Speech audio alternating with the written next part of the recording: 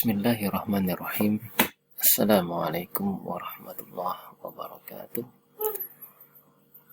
Alhamdulillah wassalatu wassalamu ala Rasulillah wa ala alihi wa sahbihi wa mawalah, la haula wa la quwwata illa billah. Selamat pagi dan selamat bertemu kembali kepada anak-anakku Madrasah Sanawiyah Manaratul Islam. Alhamdulillah, pada kesempatan kali ini kita akan melanjutkan kembali materi kita, pelajaran kita, yaitu Akidah Akhlak dengan tema iman kepada qada dan qadar. Sebagaimana pada pembahasan yang telah lalu, bahwasannya qada dan qadar ini adalah merupakan bagian dari rukun iman, yaitu rukun iman yang keenam, dan hukumnya adalah wajib untuk mengimani rukun iman yang keenam ini, yaitu qada dan qadar. Nah, adapun macam-macam takdir atau qada dan qadar. Jadi qada dan qadar terkenal di masyarakat kita ini dengan sebutan takdir. Oleh karena itu, dalam kesempatan kali ini kita akan membahas mengenai macam-macam takdir. Ya. Dalam kehidupan sehari-hari, banyak kejadian yang dialami oleh manusia, baik yang sesuai dengan keinginannya maupun yang bertentangan dengan keinginannya. Kerja atau usaha seseorang ada kalanya memperoleh hasil, ada kalanya mengalami kegagalan. Nah, dalam kehidupan sehari-hari kita menyaksikan ada orang kaya, ada orang miskin, ada yang untung, ada yang merugi, dan lain sebagainya. Maka dalam hal ini takdir dapat dibagi menjadi dua.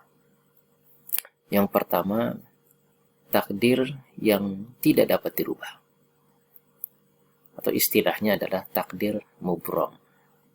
Apa itu takdir mubrom? Yaitu takdir yang terjadi pada diri manusia dan tidak dapat diusahakan atau tidak dapat ditawar-tawar oleh manusia. Contoh misalkan kematian. Ya, kalau seseorang udah mati, ya nggak bisa hidup lagi. Ya. Kalau orang mati kemudian hidup lagi, namanya belum mati. Ya. Tapi namanya kematian, ya udah mati. Ya. Orang mati tidak akan hidup lagi. Kemudian apa? Warna kulit. Warna kulit kita hitam, ya. Kemudian kita suntik agar supaya warna kulit kita menjadi putih. Tetap saja ketika kita memiliki keturunan, tetap saja warnanya akan hitam, ya kan? Bukannya putih. Walaupun kita suntik dengan suntikan untuk menjadikan kulit kitanya menjadi putih, itu tidak akan bisa. Gen tidak akan bisa dirubah. Ini sebagai contoh. Jadi usaha apapun yang dilakukan oleh manusia tidak akan bisa, ya. Jadi tidak bisa ditawar-tawar lagi oleh manusia, dan kita harus menerima kenyataan ini. Nah, ini hidung kita, misalkan hidung, ya, kita ingin hidung kita mancung, bisa dibuat mancung, bisa hidung kita dibuat mancung, bisa. Tetapi ketika kita memiliki keturunan, tetap aja, ya, keturunan kita hidungnya tidak akan mancung, ya. Hidungnya sama seperti orang tuanya. Ya, kalau orang tuanya mancung, pasti anaknya mancung. Kalau orang tuanya hidungnya pesek, ya pesek, gitu. Nah, ini adalah takdir mubrom, ya. Artinya takdir yang tidak dapat dirubah. Walaupun manusia berusaha bagaimanapun, tetap tidak akan bisa manusia, ya, melakukannya. Manusia tidak akan bisa. Jadi hal ini tidak bisa ditawar-tawar oleh manusia. Yang kemudian yang kedua, yaitu takdir yang dapat dirubah, yaitu takdir mu'allaq. Istilahnya adalah takdir mu'allaq. Apa itu takdir mu'allaq? Yaitu takdir yang terjadi pada diri manusia yang dapat diusahakan oleh manusia. Nah, ini contoh, misalkan ingin jadi kaya, walaupun dulunya orang tua kita miskin, ya, tapi tidak selamanya kita akan menjadi miskin. Ya, kita bisa menjadi kaya asalkan kita memiliki usaha. usaha yang maksimal. Nah, bekerja keras bisa kita menjadi kaya. Jadi kaya ini adalah seseorang yang menjadi kaya ini sesuatu yang masih bisa dirubah. Jadi tergantung dari kemauan dan kesungguhan kita. Nah ini, ingin memiliki prestasi, ya bisa, ya.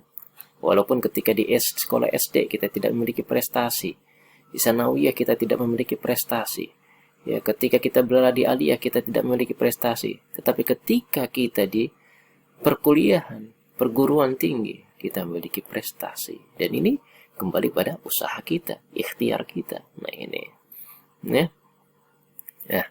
Nah ini. Jadi mu'allaq ini ada takdir yang bisa dirubah. Ya, rizki bisa dirubah. Keadaan seseorang, ya, dalam hal ekonomi bisa dirubah. Ya, jadi semua tergantung dari usaha dan ikhtiar manusia itu sendiri. Ini. Jadi jangan sedikit-sedikit kita ini selalu mengeluh kepada Allah Subhanahu wa taala terhadap takdir yang telah ditentukan, ditetapkan oleh Allah Subhanahu wa taala. Tidak seperti itu. Jadi kita sebagai umat Islam harus tahu bahwasanya takdir ini dapat dibagi menjadi dua. Ya, ada takdir mubram yang tidak bisa ditawar-tawar, yang tidak bisa dirubah oleh manusia. Ya. Yang kedua ada takdir mu'allaq, takdir yang dapat dirubah sesuai dengan kesungguhan dan ikhtiar, kerja keras dari manusia itu sendiri. Karena dalam dalam firman Allah Subhanahu wa taala, Allah berfirman, "Innallaha la yughayyiru ma biqaumin hatta yughayyiru ma bi anfusihim." Sesungguhnya Allah Subhanahu wa taala tidak akan merubah suatu kaum hingga mereka sendiri yang akan merubahnya. Nah, anak-anakku sangat berbahagia. Kemudian yang kedua adalah bagaimana cara kita mengembangkan sikap positif terhadap takdir. Nah ini. Nah sebagai seorang manusia yang taat beragama, wajib memiliki sikap yang positif terhadap takdir Allah Subhanahu wa taala. Nah, sikap positif terhadap takdir Allah ini antara lain adalah pertama, selalu semangat berusaha untuk mencapai keberhasilan. Ya, selalu bersemangat, ya, kerja keras.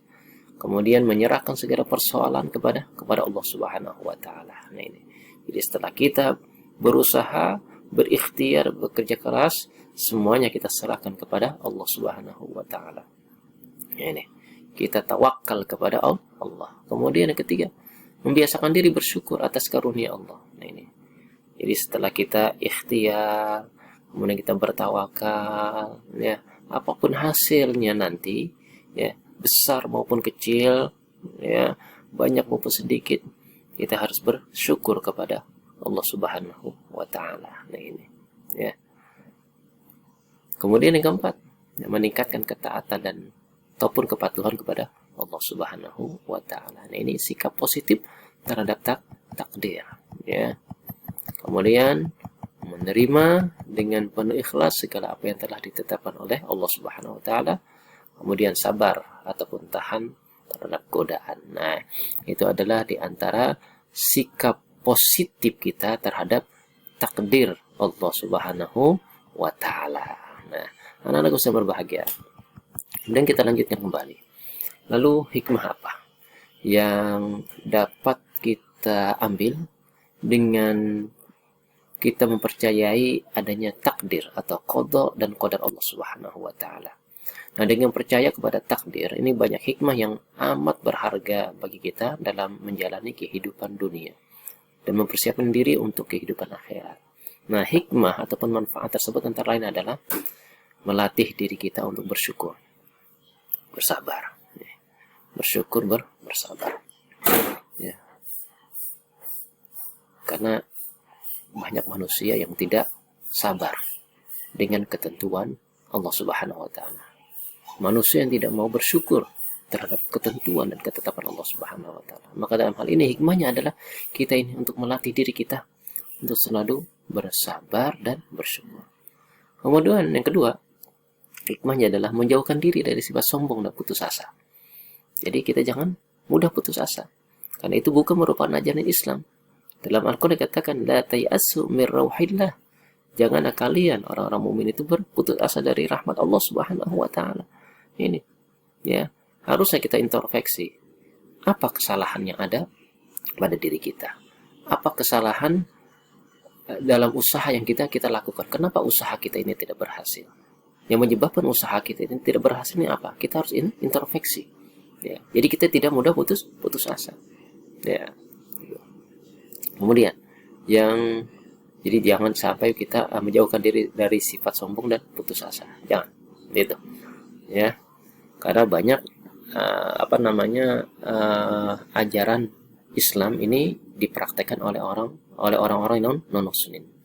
Orang non muslim banyak mempraktekkan ajaran Islam, tapi kita sebagai umat Islam ini tidak mau mempraktekkan dan menerapkan ajaran Islam. Ini. Kemudian yang ketiga, hikmahnya adalah memupuk sifat optimis dan giat bekerja. Ya, bahwasanya Allah Subhanahu wa taala tidak akan membiarkan hambanya ya begitu saja.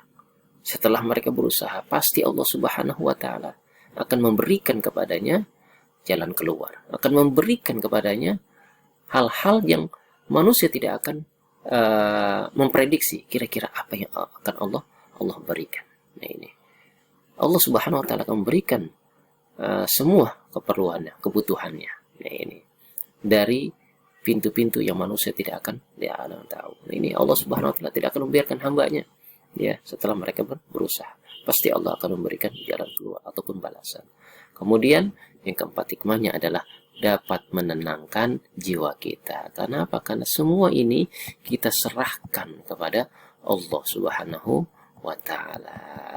Nah, anak-anakku yang berbahagia, mungkin ini saja yang dapat Bapak sampaikan mengenai pertemuan kita yang kedua mengenai iman kepada qada dan qadar. Mudah-mudahan ini semua menambah wawasan kita, keimanan kita ya, kepada rukun iman yang keenam, yaitu qada dan qadar, membuat kita selalu bekerja keras, selalu berikhtiar, selalu menjadi manusia bersyukur, bertawakal, dan tidak mudah putus asa. Mungkin ini saja yang dapat Bapak sampaikan.